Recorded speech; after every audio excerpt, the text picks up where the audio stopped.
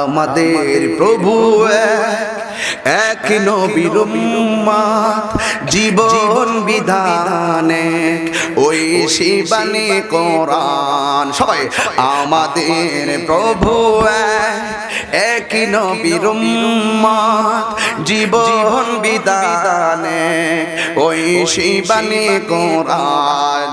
তবে কেন কিনা হে মুসলমান, এক করিয়া আহ্বান। ঠিক কি না বলো?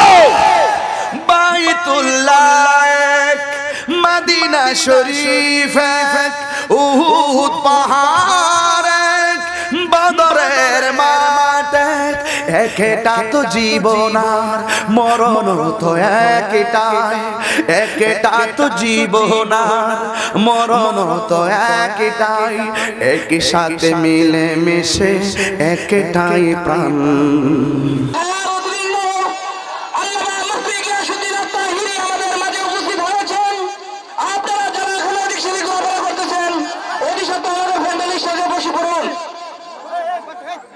নার্গিস আইছে, তুফান আইছে, সিডর আসছে, মহাসেন আসছে। আজকে এই মাহফিলে আমি কিন্তু গত রাত্রে এসেছি চট্টগ্রাম থেকে। দুইটা প্রোগ্রাম ছিল রাঙ্গুনিয়া। সকাল 7টার পরে বাড়িতে আইসা ঢুকলাম। সেখান থেকে বাড়িতে আবার অনেক লোক, এদেরকে বিদায় করে এরপরে গাড়িতে একটা সমস্যা ছিল। তো যাই হোক, সব মিলিয়ে আজকে আমি এসেছি। এখান থেকে আমি আবার হোমনা এবং বানসারামপুর দুইটা প্রোগ্রাম, আমাকে চলে যেতে হবে। তবে একটি কথা বলি বাবা, আমি তাহিরি কণ্ঠ একদিন থাকবে না।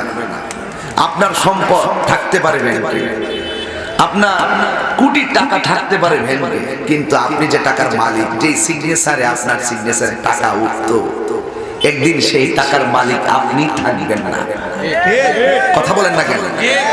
মানে আপনি থাকবেন না, টাকা ব্যাংকে পড়ে আছে। আমি তাহিরির ওয়াজ ইউটিউবে বাজবে, আমি তাহিরি একদিন থাকবো না। ফুলের সৌরভ, মানুষের গৌরব চিরদিন থাকে না রে বাবা। এই যুবক, গায়ে শক্তি আছে বলে ভেবো না মুরব্বির দাড়ি পেকে গেছে। গায়ে তোমার শক্তি আছে ভেবো না তুমি অনেকদিন বাঁচবে। মুরব্বির দাড়ি পেকে গেছে তাই ভেবো না মুরব্বি এখনই মারা যাবে। কখনো কখনো মুরব্বির আগে সন্তান, ইয়াং জেনারেশন, শক্তিধর মানুষ মরতে দেখা যায়, এমন ইতিহাস আছে না নাই? আবার অনেক সময় অনেক মুরব্বি এইমাত্র নামাজ পড়ল, এই কিছুক্ষণ পরে আবার লোকটা মারা গেল, নিঃশ্বাসের কোনো বিশ্বাস নাই। তাহিরির বিরুদ্ধে কথা বলা সহজ, আমি আপনার বিরুদ্ধে কথা বলা সহজ। যেই ব্যক্তি নিজেকে নিজে চিনতে পেরেছে, সে আমার আল্লাহকেও চিনতে পেরেছে। কথা বলুন না বাবা, ঠিক কিনা বলেন? আপনার ব্যাংকে টাকা কয় লাখ? 10 লাখ। কিভাবে রাখছেন? জমা রাখছেন, সময়ে সময়ে সিগনেচার দিয়ে তুলে আনেন। ওকে, আমানতের জন্য আপনি আপনার সেভের জন্য রেখেছেন, অসুবিধা নেই। কিন্তু টাকা রাখছেন, মাসে কত লাভ আসে আপনার? আপনার কত টাকা লাভ আসে? 10 লাখ রাখছেন, মাসে আসে কত?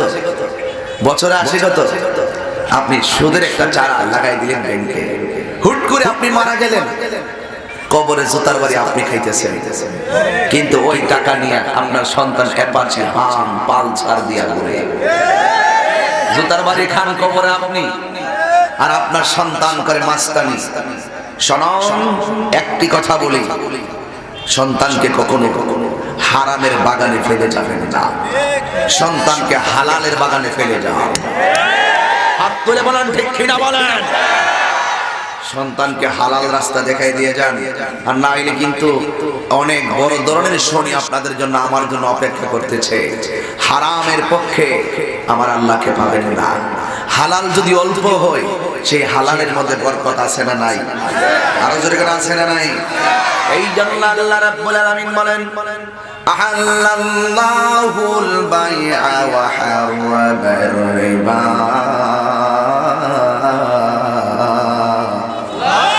আল্লাহ রাব্বুল আলামিন বলেন, আমি ব্যবসাকে হালাল করেছি, এবং সুদকে আমি আল্লাহ হারাম করে দিয়েছি। আল্লাহ রাব্বুল আলামিন বলেন 10টা 7টা কাজ মানুষকে ধ্বংস করে দেয়। জবান খুলে বলেন কয়টা কাজ? 7টা কাজ মানুষকে ধ্বংস করে দেয়। এখন বলবেন হুজুর কোন 7টা কাজ মানুষকে ধ্বংস করে দেয়? এর মধ্যে একটা কাজ হলো যারা মানুষকে হত্যা করে, যারা মানুষকে খুন করে। আমাদের সমাজে জায়গা সম্পত্তি তুচ্ছ ঘটনাকে কেন্দ্র করে মানুষ খুন হতে দেখা যায়, এমন ইতিহাস আছে না না? আমি ওই দিন আশুগঞ্জ দিয়ে আসতেছিলাম, আশুগঞ্জে আমার এক মুরিদকে নামিয়ে দিলাম। কিছুক্ষণ পর আমাকে ফোন দিল, সেখানে এই ছেলেটা আমার মুরিদ, এই ছেলে মাহিন আসছে আজকে। আমাকে ফোন দিল, সেখানে ঝগড়া হয়েছে। সকালবেলা শুনলাম তুচ্ছ ঘটনাকে কেন্দ্র করে একজন আরেকজনকে মেরে ফেলে দিয়েছে। আর আশুগঞ্জের উপজেলা চেয়ারম্যান হানিফ মুন্সি সাহেবের ছোট ভাই জামাল মুন্সি। আরে বাবা, তার সাথে আপনি চলেছেন, তার সাথে আপনি নামাজ পড়েছেন, তার সাথে আপনি ঘোরাফেরা করেছেন। হয়তো পারে কিছু জিনিস নিয়ে তর্ক হতে পারে, কিন্তু তাকে একবারে মেরে ফেলতে হবে। আল্লাহর কসম করে বলি, খুনি যারা তাদের শাস্তি অনেক বেশি হবে। এই যুবক, আমার নবী বলেন 7টা কাজ মানুষের জীবনটাকে ধ্বংস করে দেয়। এর মধ্যে একটা হলো খুনি। যারা মানুষকে খুন করে, আর যত ক্ষমতাশীল হোক না কেন, টাকার মালিক হোক না কেন, তাদের ধ্বংস শতবার অনিবার্য। কথা বলেন ঠিক কি না বলেন? এরপরে 2 নম্বর, যারা মানুষকে জাদু টোনা করে, যারা মানুষকে ভান দেয়, যারা কুফরি করে, আল্লাহর হাবিব বলেন ওই কুফরি যারা করে এরার মৃত্যুর আগে এরা ধ্বংস হবে, জীবন বরবাদ হবে, অশান্তির সাগরে ভেসে যাবে। এখন আসো 3 নম্বর কি? 3 নম্বর হলো আমার নবী বলে যারা মা বাবাকে কষ্ট দেয় এরা 100% ধ্বংস হয়ে যাবে। কোটি টাকা দিয়ে তারা 10 তলা 20 তলা বিল্ডিং এর মালিক হতে পারবে, কিন্তু তাদের জীবনের মধ্যে কোনো শান্তি আসবে না, ধ্বংস হয়ে যাবে। 4 নম্বর হলো যারা সুদ খায়, সুদখোর। অনেকে মনে করতেছে আমার ঘরে সুদের টাকা আসতেছে, আর সুদের টাকা যেই বছর বেশি আসে সেই বছরে যাকাতের টাকা দেয়। কথা কম না কেন? সুদের টাকা কমে গেলে বড় লোক এখন অভাবে আছে। আসল টাকা দিয়ে কেউ অনেকে দান করতে চায় না।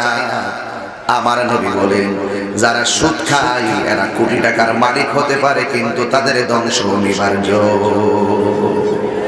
সিদ্ধান্ত আপনি নিবেন, আমি নিতাম না। সিদ্ধান্ত আপনি নিবেন, আমার কাজ হলো দাওয়াত দিয়ে দেওয়া। সিদ্ধান্ত আপনি নিবেন। আমি যদি এখন বলি কে কে সুদ খেয়ে এসেছেন হাত তোলেন, হাত তোলেন না একজন। তুমি সুদ খেয়েছো, হাত তুলছো বলে ছোট বলে হাত তুলছে। কে কে তুমি মনে সুদ বুঝোই না, সুদ যে খেয়ে তুমি বুঝোই না। সুদ সুদ খাওয়া কি হালাল না হারাম? জবানটা আসতে হয়েছে হালাল না হারাম? আমি হারাম বলে দিলাম। এখন আপনি যদি খান আমার কি করা? আপনি যদি খান কিছু করা নাই। খবরদার, খবরদার সুদ খাবেন না। সুদের 70টা গুনাহ আমি দেখলাম। 70টা গুনার মধ্যে সর্বনিম্ন যে গুনাহটা, সেই গুনাহটা হলো নিজের মায়ের সঙ্গে জিনা করা। নাউজুবিল্লাহ 2-3 দিন পরে কর। বোঝা গেল আরো খাওয়ার সব শখ আছে। যা হবার হয়ে গেছে, যা হবার তো এই মাহফিল থেকে আমরা কি করব? তওবা করে যাব, তাইলে দেখবেন আপনার সব মাফ হয়ে গেছে। আমার নবী বলেন হারানো টাকা ফেরত পাইলে মানুষ যেমন খুশি হয়, ঠিক বান্দা গুনাহ করার পরে আল্লাহর কাছে তওবা করলে আমার আল্লাহ এর চাইতে কোটি গুণ বেশি খুশি হয়। আল্লাহ পাক 3000 নামের ভিতরে একটা নাম আছে গফুর, আর একটা নাম আছে রহমান। এই গফুর ও গফফার, এই গফফার নামটা দেওয়ার মানে হলো বান্দা হয়তো জেনে না জেনে গুনাহ করে ফেলবে, যদি তারা আমার কাছে আসামির বেশে চলে আসে আমি আল্লাহ তাদেরকে ওই নামের খাতিরে মাফ করে দেব। তো আপনার তো সুযোগ আছে, তো সুযোগ যদি থাকে তাহলে আপনি কেন এই অবহেলা করবেন? এই অবহেলাগুলো করা উচিত নয়। কারণ আপনি যতই চলাফেরা করেন না কেন আওয়াজ করে বলতে হবে হায়াতের মালিককে। আল্লাহর হাবিব বলেন, আমি স্বপ্ন দেখলাম দুইজন ফেরেশতা আমার হাতে ধরছে। তখন আমি বললাম, তোমরা কে? আমরা ফেরেশতা। তোমরা কেন এসেছো? একটু সামনে চলেন, কাজ আছে। নবী বলেন, আমি স্বপ্নে যখন দেখলাম ওরা বলছে আমার কাজ আছে, আমি তাদের সঙ্গে হাঁটতেছিলাম, হঠাৎ করে দেখলাম রক্তের একটা নদী দেখা যায়। কিসের নদী? রক্তের নদী। ওই রক্তের পানিগুলো দুনিয়ার আগুন যত গরম তার চাইতে 70 গুণ বেশি গরম ওই রক্তের পানিগুলো। আমার নবী দেখতেছেন ওই রক্তের মাঝখানে অসংখ্য মানুষ হাবুডুবু খাচ্ছে, আর নদীর পারে অসংখ্য মানুষ ফেরেশতা পাথর নিয়ে দাঁড়িয়ে আছে। ওরা অপেক্ষা করতেছে নদীর মাঝখানে লোকটা সাঁতরাইতে সাঁতরাইতে কোন সময় তীরে ভিড়বে, আবার পাথর দিয়ে বিল মেরে তাদেরকে মাঝখানে ফেলে দিবে। রাসূল বলেন, আমি দেখতেছিলাম ওরা কাছে আসে আর এত বড় পাথর দিয়ে তাদেরকে ডিল মেরে আবার নদীর মাঝখানে তাদেরকে ফেলে দেয়। এইভাবে তাদের শাস্তি চলতেছে। এই পানিটা আমাদের ব্রাহ্মণবাড়িয়ার তিতাসের পানির মতো ঠান্ডা নয়। এই পানিটা হলো দুনিয়ার আগুন যত গরম তার চাইতে বেশি গরম এই পানিটা। এই পানির ভিতরে তারা সাঁতরাইতেছে। এবার তো বুঝতে পারেন কত কষ্ট। তাদের শরীরে রক্ত দিয়ে রক্ত রঞ্জিত হচ্ছে সেই সাগর, এবং আগুনের চাইতে আরো 1000 গুণ বেশি গরম। কিন্তু আমার রাসূল জিজ্ঞাসা করলেন, ও ফেরেশতারা, এরা কারা? এদের শাস্তি এমন ভাবে হচ্ছে কেন? আল্লাহর হাবিব বললেন, ওই ফেরেশতারা বললেন, ইয়া রাসূলুল্লাহ, এরা কারা জানেন? এদেরকে কেন শাস্তি দেওয়া হচ্ছে জানেন? এরা হলো দুনিয়ার সুদখোরের দল। সিদ্ধান্ত আপনি নেবেন, আমার কাছে ওয়াজ করা। আপনি যদি ওই শাস্তি ভুগতে মনে করেন যে সইতে পারবেন, আপনি খান গিয়া। আমার কাজ দাওয়াত দিয়ে দেওয়া, আমার কাজ বলে দেওয়া। বিশ্বাস করবেন কিনা জানি না, বর্তমান সুদের কথা কেন দিয়ে শুরু করলাম, কারণ আছে একটাই। সুদটাকে মনে করতেছে মামার বাড়ির কাছের গ্লাস, সুকেতে সাজিয়ে রাখা কাছের গ্লাস আর প্লেটের মতন বের করলাম আবার থামায় রাখলাম, একদম নাথিং ম্যাটার মনে করে। ওরা মনে করে কি এটা একটা এমন এক অবস্থা, প্রকাশ্যে দোকানে বৈশা বৈশা বান্ডেল দিতেছে, কত দিবা মাসে, কি করবা না করবা, এই দিদি দিদি দিদি দিদি। এই সুদটাকে এমন এক পর্যায়ে, আগে তো মানুষ হারাম খাইতে গেল চিন্তা করে খাইছে, কথা কর না কেন? আর শুধু বাকি আছে প্রকাশ্যে দুধের মধ্যে পানি দিয়ে বিক্রি করা। এটা শুধু বাকি আছে। এই দুধের মধ্যে কিন্তু পানি মেশা এখনো গোপনে, এখনো কিন্তু গোপনে পানি মেশা। কিন্তু আর শুধু এটাই বাকি আছে, পানি দিয়ে দিয়ে দুধ বিক্রি করবে, সাদা যতক্ষণ থাকবে ততক্ষণ পানি দিব। এই সময় আসতেছে। এই সুদও এমন ভাবে ছিল গোপনে গোপনে, কেউ যাতে না জানে, এইভাবে সুদের টাকা দিতে। এখন ওপেন এটা একদম হালালের মতন পর্যায়ে, এমন এক পর্যায়ে আনছে জায়েজের মতন, একদম সহজভাবে নিয়ে আসছে। কিন্তু মনে রাখেন, আজকে সুদের কারণে আমার সমাজে গরিব আর গরিব হচ্ছে। কর্জে হাসানা, এটা এত বড় একটি উত্তম একটি ইবাদত। কর্জে হাসানা এই জিনিসটা এখন উঠে গেছে। হাওলাত দিতে চায় না, টাকা 1000 দিলে কয় মাসে কত দিবা। এই পুরুষগুলো যখন দিতেছে, পুরুষগুলো তো কোনো ঘরে বাস করে না। ওই পুরুষগুলোর স্ত্রীও ঘরের মধ্যে আছে। এই পুরুষ থেকে দেখে এখন ঘরের মহিলারাও টাকা লাগানো শুরু করছে। কথা কোন ঠিক না বেঠিক? জামাই 1 লাখ টাকা পাঠাইছে, মাসে 1 লাখ টাকা পাঠাইছে, ব্যাংকে জমা আছে, ফাঁকে দা ওই টাকা স্ত্রী তুইলা মানুষের টাকা ঋণ না দিয়ে 1000-এ 100, 1000-এ 100, 10,000-এ 1000, 1 লাখে 10,000, এইভাবে টাকা লাগাইতেছে। স্বামীর কিন্তু খবর নাই টাকা দিয়া কি করতেছে। আস্তে আস্তে স্বামীর টাকা দিয়া ওই স্ত্রী টাকা জমা দিয়া এইভাবে টাকা বানাইয়া, এই স্ত্রীটাই কোনো এক সময় স্বামী যখন বলে তুমি টাকাগুলো কি করছো, তোমার টাকাকে আমি খাইয়া লাইছি, এখনো তো ব্যাংকে টাকা আছে। কিন্তু না, স্বামীর অকুশলে ওই টাকা দিয়া স্ত্রী স্বাবলম্বী হচ্ছে। এই স্ত্রীটাই এক সময় স্বামীর মুখে মুখে কথা বলে। হাত তুলে বলেন ঠিক কি না বলেন? এই স্ত্রীটাই স্বামীর মুখে মুখে কথা বলে। কারণ মুখে মুখে কথা বলতে বলতে সংসারে এমন এক অবস্থা তৈরি হবে, এই সংসারে যেই সংসারে হারাম চলে, এই সংসারে কখনো শান্তি আসতে পারে না। এখন আমি ওয়াজ করে দিলাম, মানা না মানা আপনার ব্যাপার।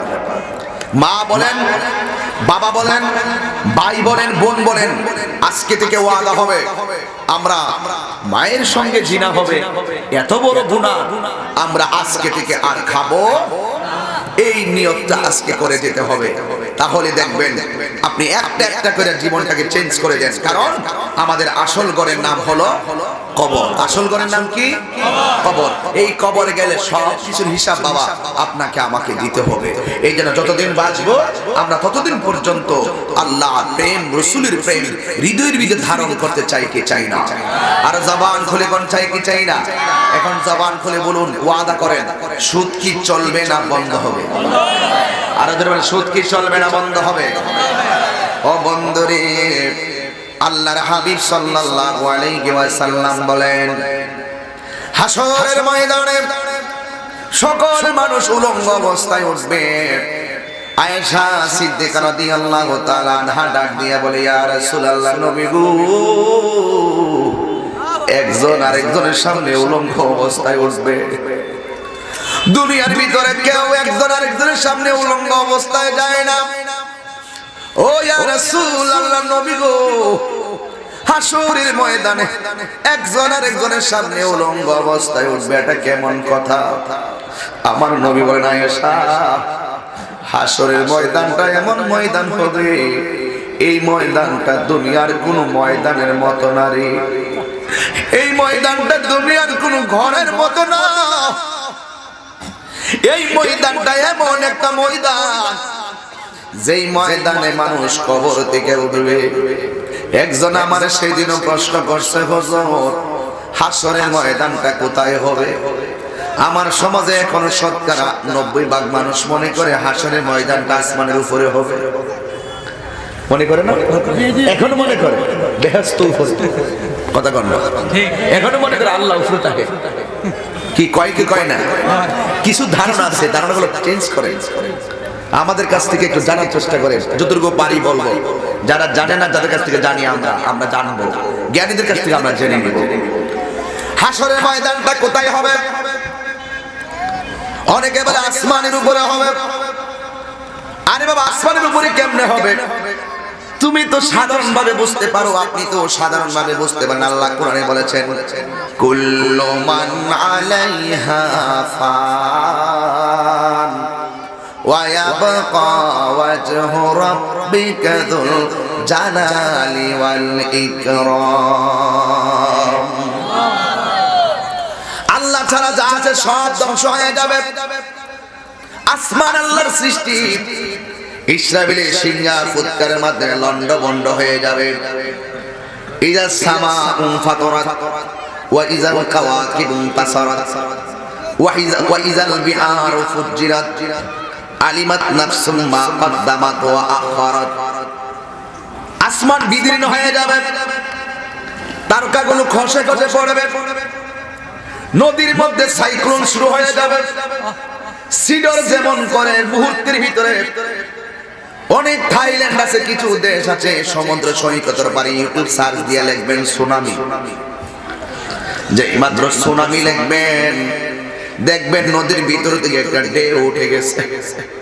ঢেউটা উঠতে উঠতে বাড়ির 10 হাত উপর উঠে যায়, এমন গতি পানির, বাড়ি ঘোড়া লন্ডভন্ড করে দেয়। আল্লাহ বলেন, কিয়ামতের সময় এই বাড়িগুলোকে নদীর পানিগুলোর মধ্যে সুনামি তৈরি হয়ে যাবে। ওয়া ইযাল বিহারু ফুজ্জিরাত, সমুদ্র সাগরগুলো, নদীগুলো একেবারে এমন ভাবে সুনামি শুরু হয়ে যাবে, প্রবাহিত হবে, যাদের থাবায় বাড়িঘর সব লন্ডভন্ড হয়ে যাবে। শুধুমাত্র তাই নয়, আল্লাহ রাব্বুল আলামিন বলেন, এই পৃথিবীতে যতগুলো পাহাড় আছে, এই পাহাড়গুলো তুলার মতন উড়ে যাবে। ওয়া তাকুনুল জিবালু কালইহিনিল মানফুশ, এই পাহাড়গুলো তুলার মতো উড়ে যাবে। আমার সমাজে দেখবেন টিনের ঘর বানাইলে টিনের ঘরটা টিনের টিনটারে কাঠের মধ্যে এইভাবে লাগাইয়া উপরে একটা কি দে পয়সাটা কি বলে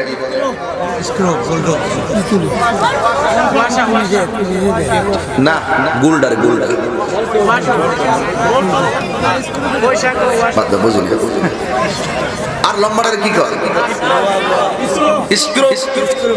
এটার পয়সা পয়সা একটা যারা গাড়ি গুলডার আর কি ভিতরে দাপ ছিদ্রতা পয়সা হ্যাঁ বল্টু কিতাব এটা বুঝলাম দোকান থেকে ওয়াসা এইটাই সঠিক ওই যে আমরা তো ওয়াসা তো আবার টিউবওয়েল লাগাই এর আবার টিউবওয়েলটা বুঝা লাগে আমি কই না ডরে আর কি যদি আবার হিটা বুঝা লাগো টিনের করে চালে বইলে টিউবওয়েলের ওয়াসা লাগায় পরে ওয়াশ যাবে আমার নিজের উপরে এই জন্য আমি এটা কইটা দিই না এইটা পয়সার মতন দেখা যায় মাঝখানে ছিদ্র থাকে এই বল্টুটার এই স্ক্রুটা লাগাইয়া ভালো করে টাইট দিয়ে কাঠের মধ্যে লাগাই কেন লাগাই বাতাসের জন্য টিনের চালটারে উড়াইয়া নিতে না পারে আল্লাহ বলেন গোটা পৃথিবীটার আমি পাথর দিয়া বল্টু মারছি আর ওজোর গান সুবহানাল্লাহ ওয়াল জিবালা আওতাদা সূরা নাবার মধ্যে আছে না কোরআন শরীফ আছে না আরে ওয়াল জিবালা আওতাদা আল্লাহ পাক বলেন এই পাহাড়গুলোরে স্ক্রুপ দিছে পৃথিবীটা যেন না লড়ে অনেকে বলে যে হুজুর আল্লাহ কি জন্য এত বড় বড় পাহাড় বানাইছে কি লাগিয়া এখানে বাড়ি বানানো যায় না কোনো কাজে লাগে না জমিন করা যায় না এত বড় বড় পাহাড় বানাইছে কি লাগা পাহাড় বানাইছে কি লাগা এখন শুনেন আমার আল্লাহ বলেন ওয়াল জিবালা আওতাদা এই পাহাড়গুলো আমার আল্লাহ দুনিয়াতে পেরেক হিসেবে লাগাইয়া দিছে আমার নবী বলে এই পাহাড়গুলো একদিন উড়ে যাবে টিনের ঘরে চাল যখন টিনের ঘরে চাল দিকে যদি স্ক্রু খুলে যায় টিনের ঘরের চাল বাতাসে উড়ে যাবে আমার আল্লাহর হাবিব বলেন একদিন এই পাহাড়গুলো যখন দুনিয়া থেকে আকাশে উড়ে যাবে তোলার মতো মানুষ কইবে ওয়াকালাল ইনসানু মালাহা কি হইল কি হইল কি হইল আরে কি হইল ওয়াকালাল ইনসানু মালাহা যখন এই পাহাড়গুলো তোলার মতো উড়ে যাবে দুনিয়াটা তখন কাঁপা শুরু হবে আল্লাহ বলেন ইজা সুলসিলাতিল আরদু সিলসালাহা যখন এই পৃথিবীটা কম্পন শুরু হবে মনোযোগ যখন এই পৃথিবীটা কম্পন শুরু হবে ওই মুহূর্ততে অনেক মা থাকবে 3 মাসের গর্ভবতী অনেক মা থাকবে 5 মাসের গর্ভবতী অনেক মা থাকবে 8 মাসের গর্ভবতী যখন আল্লাহ কিয়ামতের পূর্বে এই পাহাড়গুলো আকাশে উড়ে নিয়ে যাবে দুনিয়া যখন টলমল শুরু হয়ে যাবে দেখেন না আমাদের দেশে মাত্র 10 সেকেন্ড ঘূর্ণিঝড় হয় ভূমিকম্প হয় ভূমিকম্পের কারণে ঘরের ছাদগুলো লড়তে শুরু করে মানুষগুলা ঘর থেকে বের হয়ে যায় ঠিক এমন ভাবে গোটা পৃথিবীটা যখন কম্পন শুরু হয়ে যাবে মানুষ আল্লাহ আল্লাহ করে এমন একটা চিৎকার মারা শুরু করবে সবার জবানে একটা শুধু কথা ওয়াকালাল ইনসানু মালাহা কি হইল 3 মাসের বাচ্চারা মার পেট থেকে পড়ে যাবে 6 মাসের বাচ্চাটা দুনিয়ার টলমলের কারণে 6 মাসের বাচ্চাটা মার পেট থেকে ডেলিভারি হয়ে যাবে 7 মাসের বাচ্চাটা ডেলিভারি হয়ে যাবে জায়গা জায়গা সন্তান কেউ আছে 10 মাস 10 দিন পূর্ণ হলো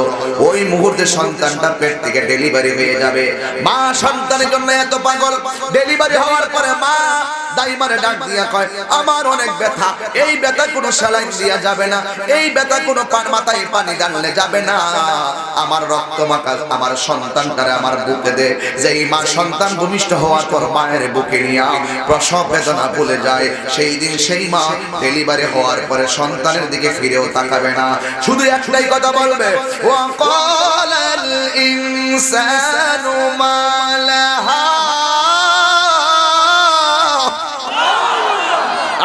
আল্লাহু আকবার সবার মুখে শুধু একটা কথা কি হইল এমন ভাবে মানুষগুলো পাগলের মতো হয়ে যাবে আল্লাহর কোরআনে বলেন ওয়া আখরাজাতিল আরদু আসকালাহা জমিনের নিচে তেলের খনি আছে জমিনের নিচে কয়লার খনি আছে স্বর্ণের খনি কত কিছু আছে জমিনের নিচে কিন্তু ওই সময় জমিন তার বোঝাগুলো বের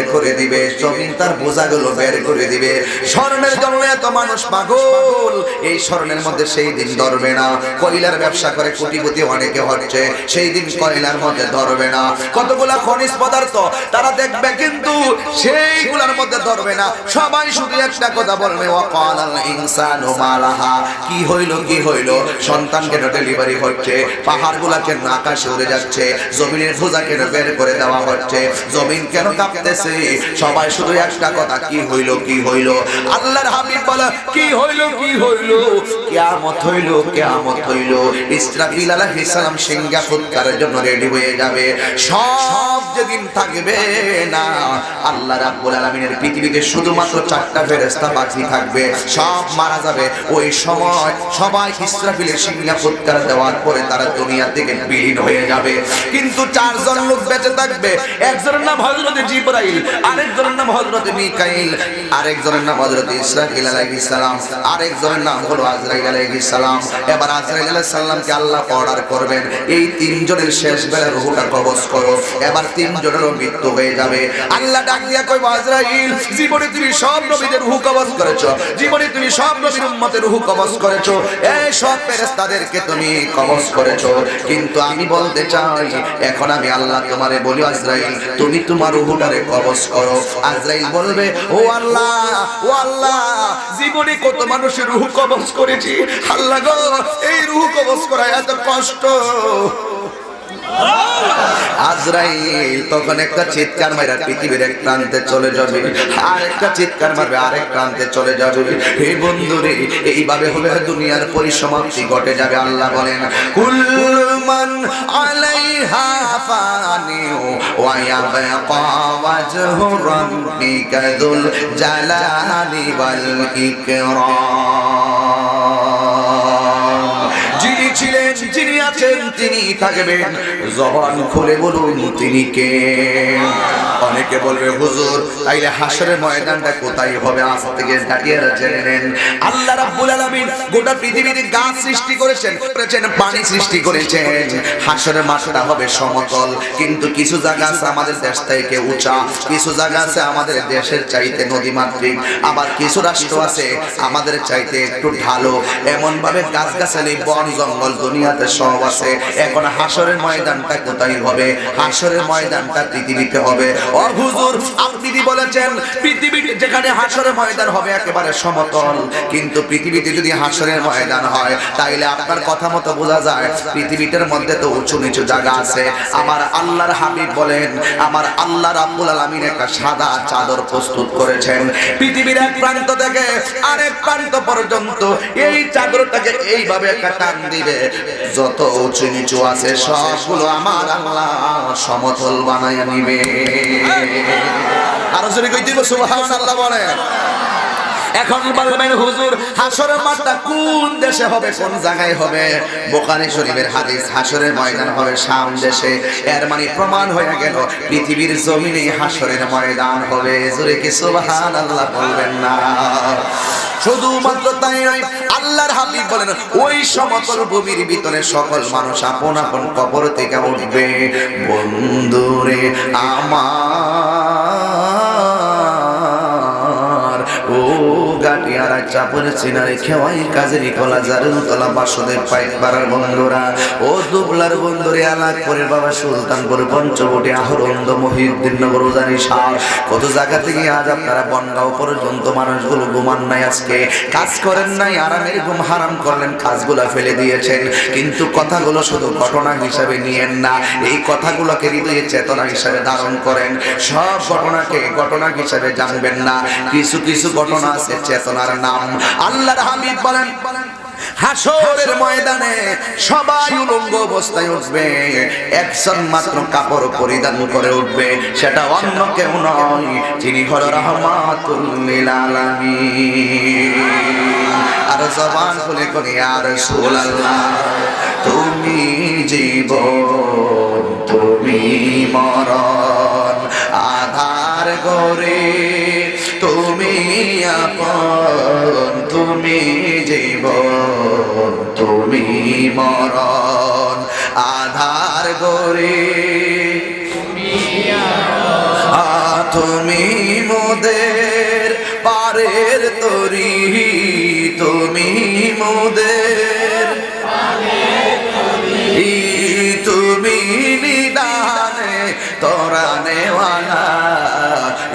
রাসূলুল্লাহ ইয়া হাবিব, হাত তুলেন না, হাত তুলে নবীকে দেখান না, ইয়া রাসূলুল্লাহ ইয়া হাবিবাল্লাহ ইয়া রাসূলুল্লাহ,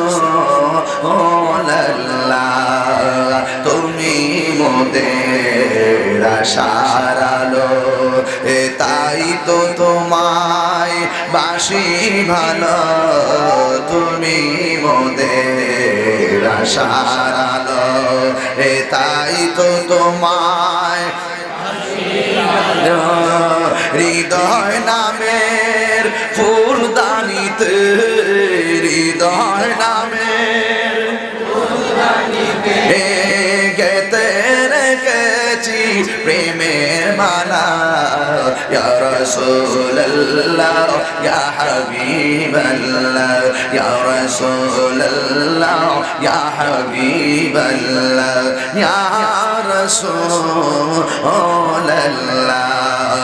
তুমি মোদের সকল আশা, তুমি মোদের ভালোবাসা, তুমি মোদের সকল আশা, তুমি মোদের ভালোবাসা, হৃদয় মাঝে শত আশা, হৃদয় মাঝে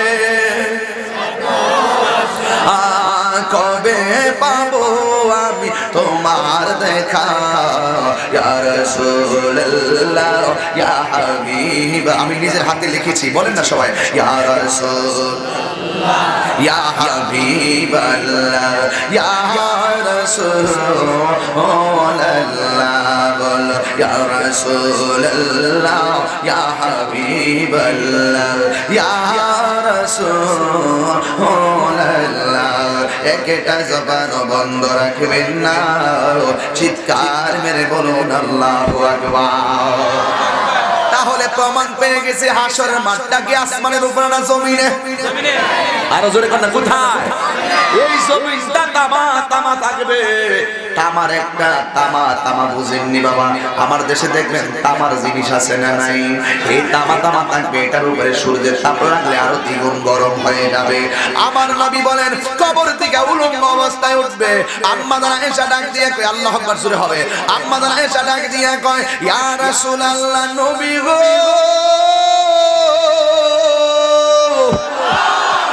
ও মায়ের নবীজি, উলঙ্গ অবস্থায় যদি উঠে একজন আরেকজনের দেখলে কেমন লাগে? আমার নবী কয় আয়েশা না রে না রে না না না, এখন আমি প্রমাণ দেই নবীর কেমনে আয়েশারে প্রমাণ দিছে। আপনারা মাথাটা একটু প্যান্ডেলের দিকে তাকান, উপরের দিকে তাকান, আমার দেখেননি, আমি তাকাইলাম কিন্তু আপনাগুলো দেখি না। আমার নবী বলেন এই কবর থেকে আমার আল্লাহ কাঠটা ভাঙ্গা নিচের দিকে হাসরের মাঠে উঠাবে, একদম আসমানের যে এইভাবে উপরের দিকে করে তাকাবে, আর মাথার ৮ বিঘাত উপরে সূর্যটা থাকবে, একেবারে মাথার উপরে সূর্য থাকবে। আমার নবী কই কেহ কাহারও গায়ে কাপড় থাকবে না রে। ৮ বিঘাত উপরে যখন সূর্য থাকবে, মা চোখের মধ্যে এমন একটা তাপ মারবে, এই দুনিয়ার সূর্যটা যেমন গরম, এর চাইতে ৭০ গুণ গরম হবে সেই সূর্যের তাপটা নিয়ে।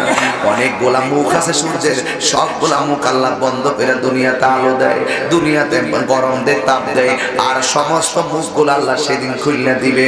এবার চোখের ভিতরে এমন ভাবে তার তাপ দিব। আমার নবী বলে হাসরের ময়দানে যখন তোমার চোখের মধ্যে তাপটা পড়বে, নিজের শরীর থেকে এমন একটা ঘাম বের হবে, এমন একটা ঘাম বের হবে, তোমার ঘামের সাথে সাথে ওই তামার জমিনটাতে পানি লেগে যাবে। কেউ থাকবে গিরা পানিতে, কেউ থাকবে হাঁটু পানিতে, কেউ থাকবে কোমর পানিতে, কেউ থাকবে বুক পরিমাণ পানিতে। হাই রে, পানিটা তো সাধারণ পানি না, সূর্যের তাপের কারণে যে পানিটা বের হবে, এই পানিটা কিন্তু আপনাদের মেঘনা নদীর পানির মতো নয়, এই পানিটা কিন্তু তিতাস নদীর পানির মতো নয়।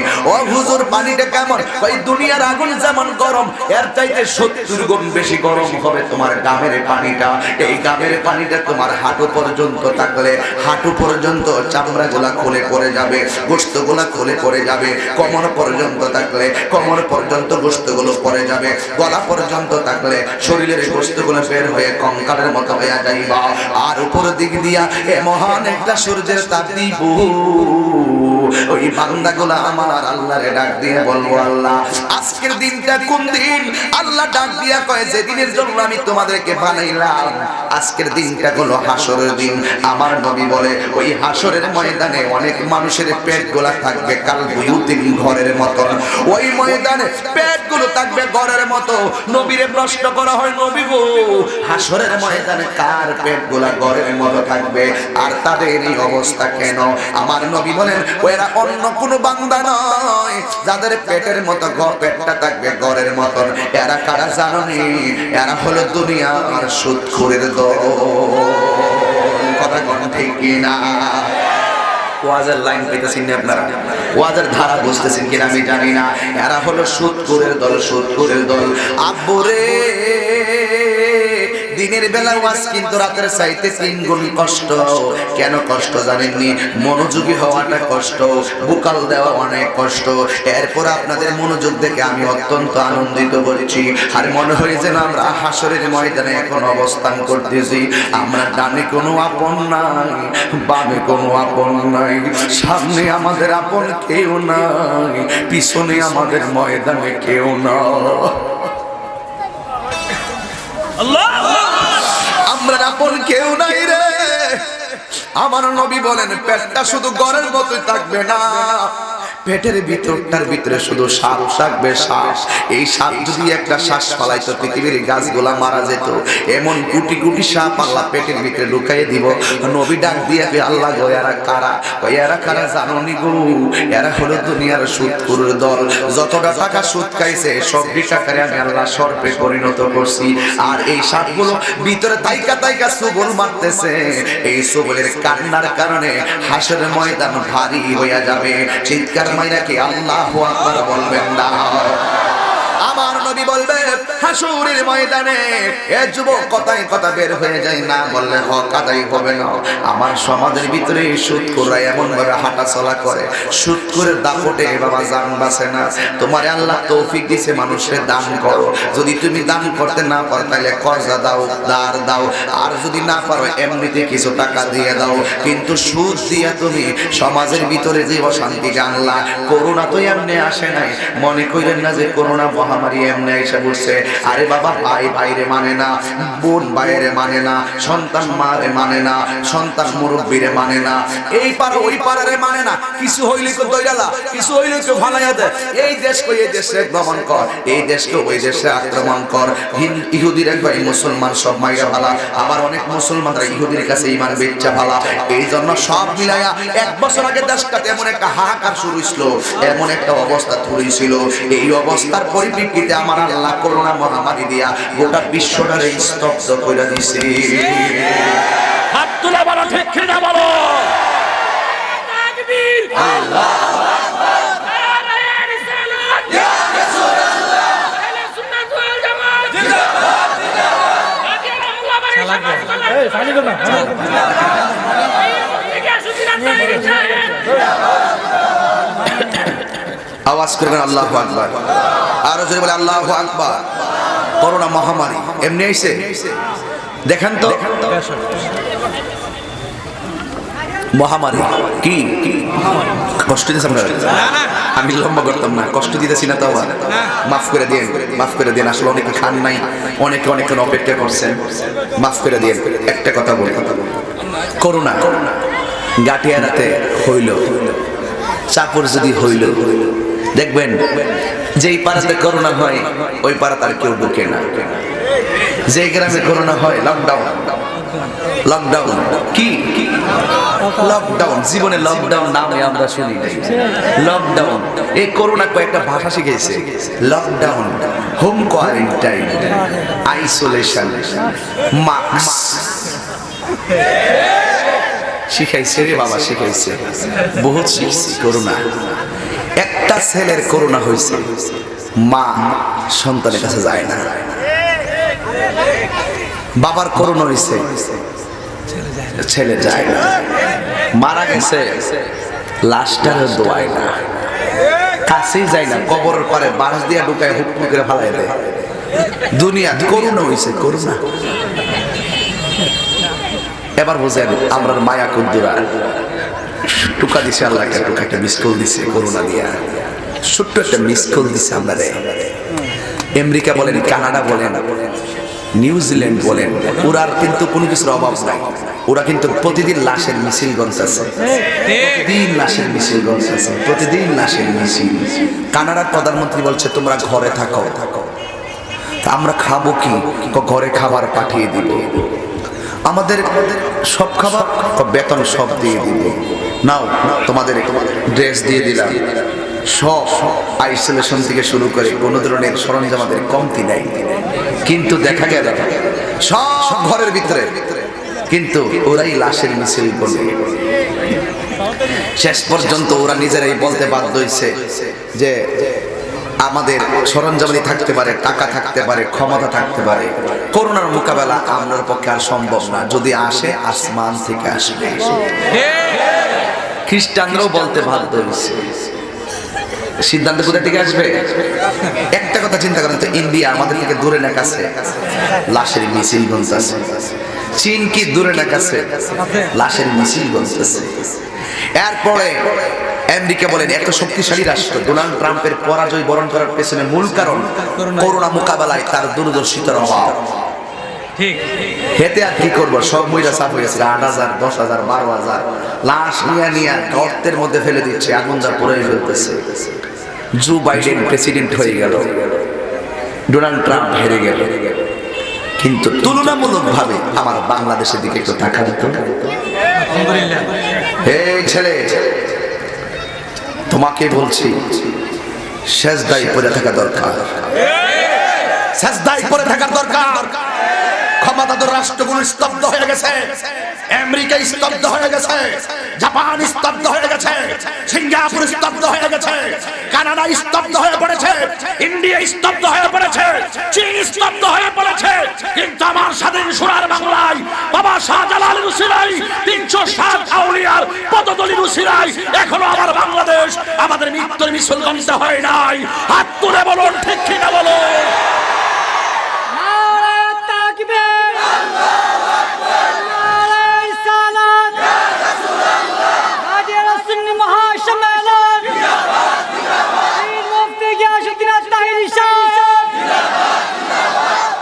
কেন?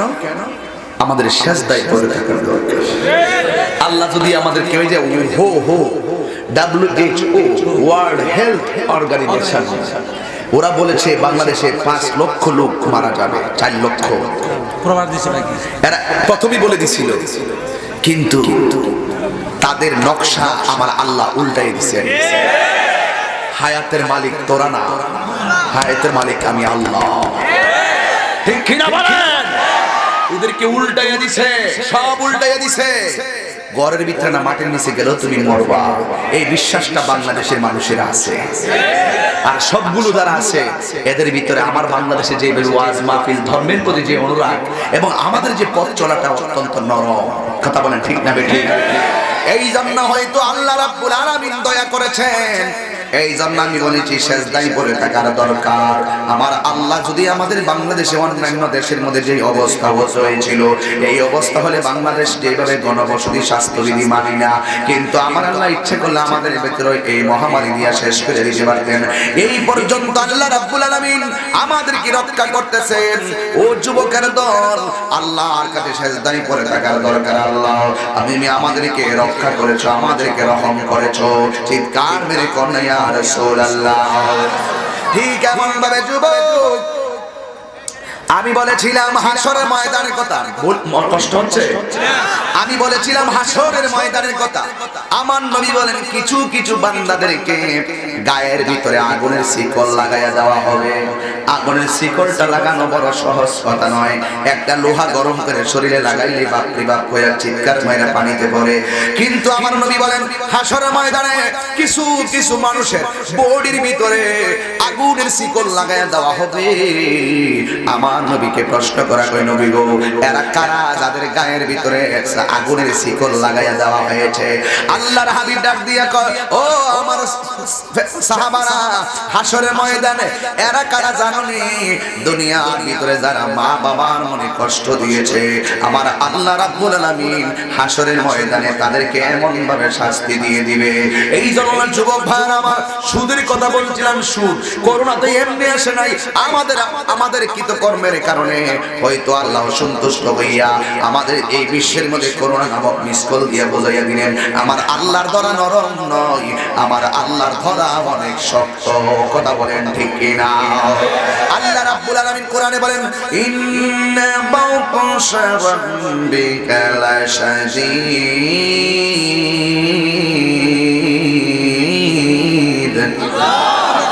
নিশ্চয় আমি আল্লাহর ধরা অনেক শক্ত। এই জন্য আপনারা যারা সুদের সাথে সম্পৃক্ত আল্লাহর রাস্তায় হারাম ছাইরা দেন, দেখবেন দেশ আরো শান্তি হয়ে যাবে। হারাম ছাইরা দেন, সংসার আরো শান্তি হবে। একটা কথা বলবো, গাঠিয়ার সাফুর সিনের মানুষ রাগ করেন না, আমার একটা উচিত কথা কইয়া দেওয়া যায়, যদি রাগ করেন ইটস অল পার্সোনাল ম্যাটার, এটা আপনাদের সবার পার্সোনাল ব্যক্তিগত ব্যাপার। কিন্তু একটা কথা বলি, আমাদের দেশের ম্যাক্সিমাম মসজিদের সভাপতি সুদখোর। এটা আমি জানি না আপনারা কোন চোখে নিবেন, যাদের টাকাটা বেশি এরাই মসজিদের সভাপতি বানা। আমি এটা মানি না, এটা আমি মানি না। মসজিদের সভাপতির সাথে টাকার কোনো সম্পর্ক নাই। কথা বলেন ঠিক না বেটি? কিসের টাকার ওয়ালা? টাকাওয়ালা কিসের সভাপতি? কথা করেন রাগ করতেছেন তো না? না ঠিক না, মনে সাবর মনে কেউ ঠিক নেই। কথা বলেন ঠিক, আপনি স্টুডেন্টকে আওয়াজ করেন, ঠিক আছে? হাত তুলে এখন ঠিক কিনা বলেন। রাগ করেন না, কষ্ট নিয়েন না। এই কথাগুলো তাহিরি যেভাবে বলবে এটা মনে করেন না যে আমি আমার দায়ের জোরে বলি, আমি আমার দলিলের জোরে বলি। আমার দায়িত্ব, গতকাল আমি চিটাগাং রাঙ্গুনিয়া মাহফিল করলাম, 2টা প্রোগ্রাম করছি। কইরা রাত্রি 1:30টার পরে মাইসের রওনা দিয়ে 7টার সময় বাড়িতে আসছি। আমার দায়িত্ব কিন্তু রাঙ্গুনিয়া না, আমার দায়িত্ব কিন্তু চাঁদপুর হাজীগঞ্জ ওই পাবনার দিনাজপুর না। আমার দায়িত্ব হলো কু আনফুসাকুম ওয়া আহলিকুম নার, আমার আহালকে আগে দাওয়াত দিতে হবে, আমার এই প্রতিবেশীকে দিনের দাওয়াত আগে দিতে হবে, এরপর আমাকে দূরে যেতে হবে। কথা বলে ঠিক না? এই জন্য শত ব্যস্ততার ভিতরে আমি দিনের বেলা প্রত্যেকটা মাহফিলে লক্ষ মানুষ নিয়ে কথা বলি। দিনের বেলা প্রত্যেকটা মাহফিল কিন্তু আমার লক্ষ মানুষের সমাগম হয়, কিন্তু এখানে দিনের বেলা মাহফিল রাখলাম কেন? আমি মাঝে মাঝে এই অঞ্চলে মাহফিল রাখার মূল কারণ হলো আমার প্রতিবেশী। হাজার ব্যস্ততা থাকুক, আমি তাহির হিসাব ওই বিভিন্ন জায়গার জন্য, আমার ব্রাহ্মণবাড়িয়ার জন্য নয়। আমি আপনাদের ছেলে, আমি আপনাদের ঘরের সন্তান, আপনাদের মাঝে আমি কথা বলবো। মাসুদ মুজাহিদি বলছিল কে বা কারা বাধা দেয়, বাধা দিতে পারে, তাই বলে আমার কণ্ঠকে স্তব্ধ করতে কেউ পারবে না। বাধা দিতে পারে তাহিরি ইসলাম, তাহিরি যে কণ্ঠ, তাহিরি যে দায়িত্বহীন পূর্ণ শক্তি এবং তাহিরি হক কথা ধারাকে কেউ রুদ্ধ করতে পারবে না ইনশাআল্লাহ, ইনশাআল্লাহ, ইনশাআল্লাহ। এই জন্য আমি আপনাকে দাওয়াত দিচ্ছি, আমার মসজিদের ম্যাক্সিমাম মসজিদের সভাপতি হয় সুদখোর। আল্লাহর রহমতে আমরা এই এলাকার ভিতরে এখন এগুলো পাইছে না, কিন্তু কথা একটা বলি, মসজিদের সভাপতি সুদখোরকে বানাবেন না। আর মসজিদ হলো পৃথিবীর মধ্যে সর্বোত্তম জায়গা। সর্বোত্তম জায়গা হলো কি? মসজিদ। আর সবচেয়ে নিকৃষ্ট জায়গা হলো বাজার।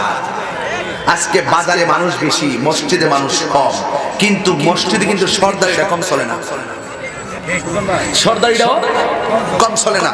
এটা আমি মানি না। শোনেন, মসজিদে সাউন্ড কমায়, কথা কয়, এটা বাজার না, এটা মসজিদ। জায়গা হচ্ছে না। আপনার আরেকটা প্যান্ডেলটা 10 হাত বড় করলে কি দিলে আপনারা আসলে স্বর্গের মতো মানুষ দাঁড়ায় দিচ্ছে। এই ক্যামেরাগুলো একটা আমার ভাইজানদেরকে জুম করে ধরো, যেন আমরা আমাদের স্মৃতির পাতায় বাইরেকে রাখতে পারি। একদিন হয়তো তাহিরি থাকবে না, কিন্তু আজকের এই কণ্ঠের ওয়াজগুলো হয়তো ইউটিউবে থাকবে। কথা বলেন ঠিক না? আরো জোরে বলুন ঠিক কিনা বলেন। আমি বলতে চাইছিলাম মসজিদের সভাপতি কে হবে? যদি টাকাওয়ালা হালাল জাদা হয়, টাকাওয়ালা হালালওয়ালা হয়, টাকাওয়ালা নামাজি হয়, যদি টাকাওয়ালা স্বচ্ছ হয়, আপনি সভাপতি বানান, কোনো আপত্তি নাই। কিন্তু আমরা দেখি ঢাকা থেকে আব্বা ডেকে এনে আমাদের মসজিদের সভাপতি বানানো হয়, এটা আমি মানি না। সভাপতি হবে 5 ওয়াক্ত নামাজি, মুখে দাড়িওয়ালা, সে যদি গরিব হয় মাটিও যদি কাটে, যার মধ্যে দিনদারি এবং পরহেজগারিতা আছে সেই লোকটাই হবে মসজিদের সভাপতি। কারণ সর্বোত্তম জায়গাটার মধ্যে যদি আপনি অনুত্তম আর কোরআন সুন্নাহর সাথে সাংঘর্ষিক ব্যক্তিকে আপনি সভাপতি বানান, তো করোনা আসবে না তো কি আর অন্য রাইব? আল্লাহর ঘর মসজিদের মতন জায়গার ভিতরে যদি আমরা স্বচ্ছ মানুষ দিয়ে সাজাতে না পারি, তাহলে করোনা আমাদের মাঝে আসবে। আজকে দিয়ে ওয়াদা করেন, আমরা কিছু দোষ আছে, দোষটা হলো আমরা বলি সুদ করে আব্বা আমি কিন্তু আমরা সভাপতি দিব, তখন সুদ করে বলে আমার কি আর এই সময় আছে, আমার আমি থাকি ব্যস্ত, তোমরা কি লেগে আমার কাছে আইছো? আচ্ছা ঠিক আছে, তোমরা যখন কইছো ঠিক আছে, দরকার নাই এর তেল মাখা দরকার নাই। সুদখোর যেটা চিহ্নিত সুদখোর, এর তেল মাখবেন না। আমি বইলা গেলাম চাপুরের সন্তান গাঠিয়ারে বইলা গেলাম, যেটা স্পষ্ট সরাসরি সুদ খায় এর বাপটাকে মসজিদের সভাপতি বানানোর দরকার নাই। আপনারা অনেক সময় এই কাজটা করি যে সুদখোর তো টেহার মালিক, এর সভাপতি বানাইলে মসজিদের টাইলস পাওয়া যাইব, ফ্যান পাওয়া যাইব, দোতলার ছাদের টেহারা পাওয়া যাইব, আমরা এর বানাই প্রয়োজনে গাছতলার নিচে নামাজ পড়ব, কিন্তু সুদ করে টাকা দিয়ে মসজিদের কোনো কাজ করব না। কথা বলেন ঠিক না বেঠে? আমার সঙ্গে আপনার মনে রাজি হইতে পারতেছে না, হাত তুলে বলেন ঠিক না বেঠে?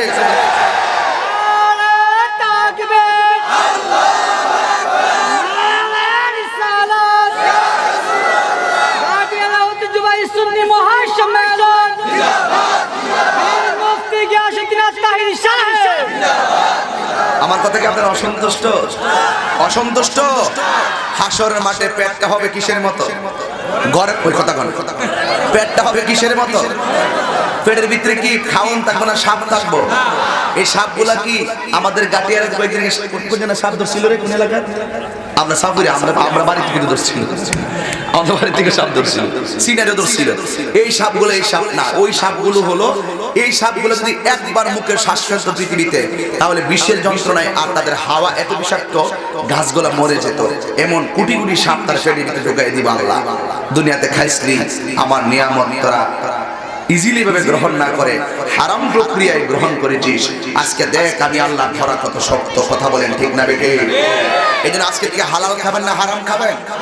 আমি আরেকটা কথা বলছিলাম, এক ছেলের শরীরের ভিতরে এমন ভাবে অনেকগুলো মানুষের শরীরে আগুনের শিকল দিয়ে বের দিছে। রাসূল জিজ্ঞাসা করে এরা কারা? এরা হলো মা বাবার মনে যারা কষ্ট দিয়েছে। আজকে গাটিয়ারের মানুষ, আমার দায়িত্ব কিন্তু রংপুরে নয়, আমার দায়িত্ব গাটিয়ারা। বলুন সন্তান, তোমাকে বলছি, তোমার মাকে তুমি জিম্মি বানাও, তোমার বাবাকে তুমি জিম্মি বানাও, যে মোটরসাইকেল কিনা না দিলে তুমি পড়বা না। তোমার বাবাকে জিম্মি বানাও, 10,000 টাকা না দিলে তুমি কলেজে যাবা না। তোমার বাবাকে জিম্মি বানাও, আমি পড়বো না, আমি বিদেশ যাবো, জিম্মি বানাও। আরে বাবা, টাকা রুজি সবসময় করা যায়, শিক্ষা গ্রহণ করার সময় সবসময় হয় না। এই কাটিয়ার ইসলামী আলী মাদ্রাসায় ছাত্র তাড়াতাড়ি সন্তানকে ভর্তি করাই দেন। এক একটা সন্তান এইভাবে সারা বাংলাদেশে হকের কথাগুলো বলার জন্য আপনার সন্তানকে সুযোগ করে দেন। আপনার সন্তানকে না দিলে তো বাবা এমন হবে না। মাদ্রাসাটা হয়েছে এই এলাকায় একটি আলিম মাদ্রাসা। আপনি কি মনে করেন একটা আলিম মাদ্রাসা একটা গ্রামের জন্য একটা ঐতিহ্য? আমি তো চাঁদপুর আলিম মাদ্রাসা ছাত্র, তাই বলে আজকে চাঁদপুরের হাজার হাজার মানুষ, দৈনিক শত শত মানুষ তারা আসতেছে যাচ্ছে দেখতেছে। এটা কিন্তু একমাত্র আমার এলেমের শক্তির কারণে না, আমি মাদ্রাসায় পড়ছি এই জন্য না, একমাত্র আমার মায়ের দোয়ার কারণে। কথা বলেন ঠিক না ঠিক? এই মায়ের দোয়া ওই সন্তানগুলোই বেশিরভাগ নিতে চায় যারা ধর্মীয় শিক্ষায় শিক্ষিত। তো ধর্মীয় চেতনা দিবেন, মাদ্রাসায় সন্তান পাঠিয়ে দেন, দেখবেন এই সন্তান, একটা সন্তান শত শত মানুষকে মায়ের পাগল বানাবে। আমার কাছে অনেক সময় আমেরিকা থেকে ফোন আসে, লন্ডন থেকে ফোন আসে, বানিয়ে বলছি না আল্লাহ মাফ করুক, লন্ডন থেকে ফোন আসে, হুজুর আমরা আপনাকে কখনো দেখি নাই, রাত্রে যখন আমরা ঘুমাতে যাই আপনার বয়ানগুলো শুয়ে শুয়ে শুনি, আপনি যখন মায়ের কথা বলেন, বাবার কথা বলেন, বুড়া বাবার কথা যখন বলেন, বুড়া মায়ের কথা যখন বলেন, তখন আমরা বাড়িতে, আমরা বিদেশের জমিনে থেকে দেখে চোখের পানি ফেলে কান্না করি। আজকে দেখেন সোহেল মোল্লা নাকি এই লন্ডনে থাকে, এবং অনেকগুলো ছেলে, আপনার যে এলাকার বহুত ছেলে, আমার সাথে কনফারেন্স একবার হয়েছিল বিদেশের অনেকগুলো ছেলেদের সাথে গ্রুপে, ইমু গ্রুপ, আমি এমন একটা ইয়া করছিলাম না, আমি গিয়েছিলাম। তবে একটি কথা বলি, আল্লাহর রাস্তে তাহিরিকে যদি 1 মিনিটের জন্য জীবনে ভালোবাসা থাকে, ওই 1 মিনিট নয় 1 সেকেন্ড ভালোবাসার দাবি রেখে আমি আপনাকে বলবো, জীবনে যদি জিরো থেকে হিরো হতে চান, জীবনে যদি 10 টাকা রুজি করে 10 লক্ষ টাকা রুজির শান্তি পেতে চান, তাহলে আপনার মায়ের কদমে পড়ে থাকে। আর মায়ের মনে কষ্ট দিবেন, 10 তলা বিল্ডিং এ ঘুমাইতে পারবেন। খোদার কসম করে বলি, আল্লাহর কসম করে বলি, আমার জীবনে আমি বহুত দেখেছি মা বাবারে বৃদ্ধাঙ্গুল দেখাইয়া চলে গেছে, 10 তলা মালিক হইছে, কিন্তু শেষ পর্যন্ত তারা পাগলের মতন ঘুরতেছে, শান্তির সন্ধান পায় না। কথা বলেন ঠিক না বেটি? এই ঘাটিয়ার আর মুরব্বীরা, আমি যখন ঘাটিয়ারাতে আসতাম তখন আব্বা অনেক মুরব্বীর নাম কইতো আমার কাছে, তোমার কিন্তু চাচা লাগে, তোমার কিন্তু দাদা লাগে, এইভাবে নাম ধরে ধরে আমাকে বলতো, আইছিল নি, হ্যাঁ বসছিল নি, কেমন মানুষ হইছে, ঘাটিয়ারাতে গেছো মানুষ। আমার আব্বার অনেক বন্ধু আছে না, আমার আব্বা কিন্তু ঘাটিয়ারায় মাসে সপ্তাহে একটা হাজিরা দিছে, দৈনিক এমন সময় এসে গেছে, কিন্তু আমার আব্বা তো দুনিয়া থেকে চলে গেছে। অনেকগুলা মুরব্বীরে দেখতেছি, হয়তো আমার আব্বা হবে ওই মুরব্বীদের সহযোদ্ধা, আজকে আমি আপনাদের সহযোদ্ধা, একদিন আপনাদেরকে ছেড়ে আমি এভাবে চলে যাব। আজকে হাজার হাজার মানুষ এসেছেন, আমি পায়ে ধরে বইলা যাই, দুইটা ওয়াজ, শুধু মূল উদ্দেশ্য আজকে ওয়াজ দুইটা। 1 নম্বর, সুদ খাবেন না। 2 নম্বর, মা বাবাকে কখনো কষ্ট দিবেন না। এর উপর আর কোনো ওয়াজ আছে?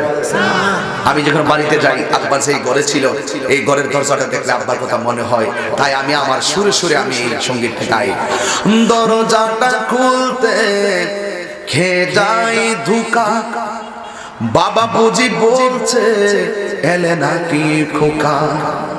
দরজাটা খুলতে খেয়ে যাই ধোঁকা, মা বুঝি বলছে এলে নাকি খোকা।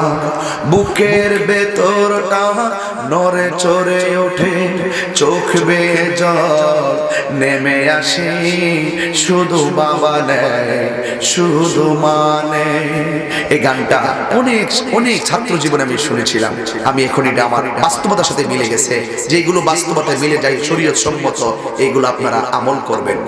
দরজাটা খুলতে খেয়ে যাই ধোঁকা, বাবা বুঝি বলছে এলে নাকি খোকা। বুকের ভেতরটা নড়ে চড়ে ওঠে, চোখ বেয়ে জল নেমে আসে, শুধু বাবা নেই শুধু বাবা নেই, শুধু মানে শুধু মানে। এই সেই ঘর, এই সেই খাট, বিছানার পাশে আছে পানের বাটা, চশমাটা পড়ে আছে পাশে, শুধু বাবা নেই শুধু মানে শুধু মানে শুধু মানে। জানি ফিরে পাবো না হারানো তিথি, বাবা শুধু তাহিরির প্রেমে বাঁধা স্মৃতি। জানি ফিরে পাবো না হারানো তিথি, বাবা শুধু তাহিরির প্রেমে বাঁধা স্মৃতি। বুকের ভেতরটা নড়ে চড়ে ওঠে, বুকের ভেতরটা নড়ে চড়ে ওঠে, চোখ বেয়ে জল নেমে আসে, শুধু মানে শুধু মানে শুধু মানে শুধু মানে।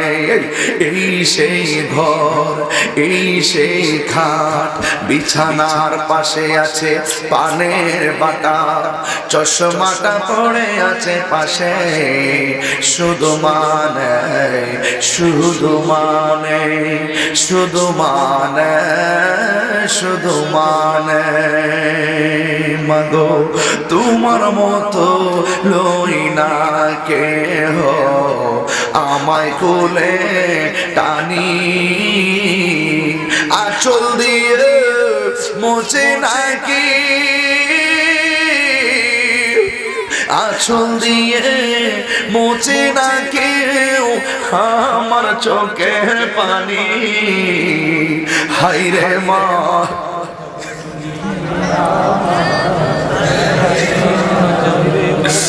এই দুঃখিনী মাটা যাদের নাই, তারা দুপুরে মায়ের হাতের খাবার খেয়ে আসতে পারে নাই। এই দুঃখের বাবা যার নাই, তার চেহারা দেখে আজকে আসতে পারি নাই। এ যুবক, মনে করিস না বাবা একটা বট বৃক্ষ, এই গাছটার মধ্যে ফল না ধরলেও, গাছটার ভিতরে ফল না ধরলেও মনে করবি গাছটা তোরে ছায়া দিয়া রাখে। এই বাবা তোর বট বৃক্ষ যুবক, এই বাবা যার সংসারে নাই তার মতন কপাল পোড়া আর কেউ নাই। মায়ের মমতার চাদর গাটিয়া রাতে যার মা নাই তার মতন এতিম আর কেউ নাই। তুই এখন কাঁদতেছস, এই দেখ মুরব্বী বাবা চোখের পানি ফালায়া কান্দে, ওই মুরব্বী চোখের পানি ফালায়া কান্দে, পিছনে আমার বাবা চোখের পানি ফালায়া কান্দে। কেন জানোস নি? যে হারাইছে সে জানে মা কেমন সম্পদ, যে হারাই নাই সে বুঝবে না মা কেমন সম্পদ। এখন বলবেন হুজুর, তাহিরি হুজুর প্রতি মাহফিলে কেন মায়ের কথা বলেন? এ বন্ধু, মার কথা কেন কই জানোস নি? তোমার বয়সটা তো যুবক, এই বুড়া বাবুটা তোর লাগে কি না করছে?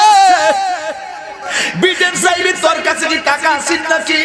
এই বাপটা ঋণ কইরা তোরে বিদেশ পাঠাইছে। ছোটবেলায় তুই বসতে পারতি না, মা তোরে দেখা দেখা তিলে তিলে বড় করছে। তুই মায়ের কথা বলবো না তো কার কথা বলবো? তুই আজকে কাঁদতেছস, ও মুরব্বি আপনি কাঁদতেছেন, কিন্তু চোখের পানিটা আপনি নিজের চোখের পানি নিজে মুছতেছেন। আজকে যদি আপনার আম্মা বাচ্চা থাকতো, যদি আপনার আম্মার সামনে কাঁদতেন, খোদার কসম মা আপনার চোখের পানিটা নিজের শাড়ির আঁচল দিয়া মুইসা দিত।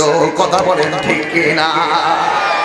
মাগো তোমার মতো লই না কেহ আমায় কোলে টানি,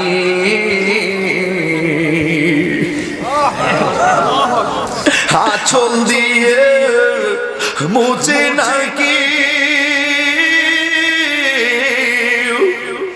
আঁচল দিয়ে মুছে না কেউ আমার চোখের পানি।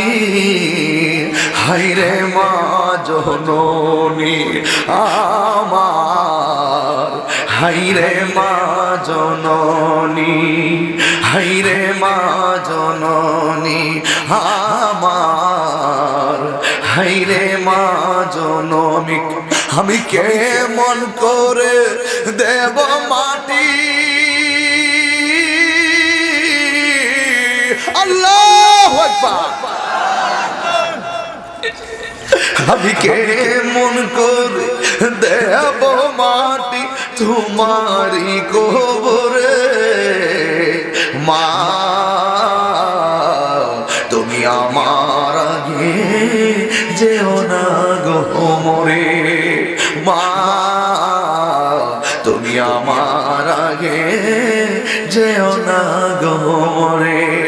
যুবক, মা বাবা যদি কবরে থাকে, আগামী শুক্রবারে মার কবরের পারে দাঁড়ায় যাইবা। মা বাবা যদি বেঁচে থাকে, আজকে যাই আমার কবরে দিয়ে মাপ চাইবা। আজকে হয়তো গাটিয়ারাতে অনেক মা বোন আমার ওয়াজ শুনতেছেন, ওই মায়ের সন্তান হয়তো মাহফিলে এসে গেছে। ও আম্মা, আপনার ছেলে আমার সামনে বসে চোখের পানি ফালায়া কাঁদতেছে, আপনার সন্তান অপরাধ করছে, আপনি মাফ করে দেন। এ সন্তান তোর আম্মার কাছে যাইবি, যাইয়া বলবি মা তুমি আমার মাফ করে দাও। কারণ তাহিরি হুজুর গাটিয়ারা মোল্লা বাড়িতে সমাজ কল্যাণ যুব পরিষদের মাহফিলের মধ্যে বলছে, হাসর মাঠে নাকি মায়ের অবাধ্য সন্তানের গায়ের মধ্যে শিকল পরাইয়া দেওয়া হবে। ওই শিকল গুলো নাকি জাহান্নামের আগুন দিয়া প্রস্তুত করা হয়েছে। ও আম্মা, তুমি যদি আমার মাফ না করো, ওই জাহান্নামের আগুন আমার গায়ের ভিতরে আঘাত করবে গো আম্মা। এ যুবক, পায়া দুইটা বইলা দিয়া যায়, জীবনে কোনোদিন বুড়া বাবুরারে ধমক দিয়া কথা কইস না। তুই যখন বসতে পারতি না, তোর বাবা তোরে আদর করছে, এখন বাপটা বাচ্চার মতো হইয়া গেছে, আগের মতো দৌড়তে পারে না, আগের মতো কাজ করতে পারে না। এই বাপটারে বুড়া বয়সে তুই যদি ডাক্তার বাইরা বের করে দেস, বাবাটা কই যাইব তুই একবার কষ্টারে যুবক। এ যুবক, টাকা জমা রাখতেছো, টাকা জমা রাখতেছো, খবর রাখো। মায়ের কাছে বইলো, কোথায় কিভাবে কত টাকা রাখতেছো, মার কাছে বইলো। মার কাছে বললে কোনদিন মা তোমার টাকার ভাগ বসাবে না। কথা বলেন ঠিক কিনা? আরে সন্তান তুই বাবার রেখে দেব সম্পত্তি ভাগ কইরা পাও, কিন্তু কোন বাবা সন্তানের